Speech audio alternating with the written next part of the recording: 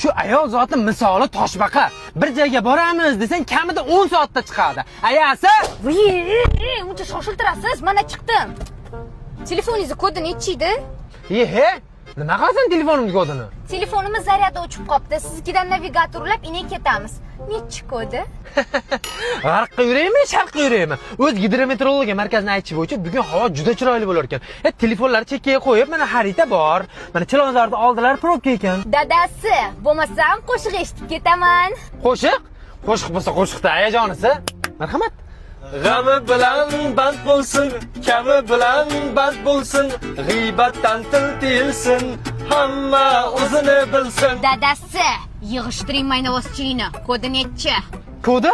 Nechi edi? O'lay agar ayasi kodi esimdan chiqib ketib qopti. Unda Face ID'ga ochamiz.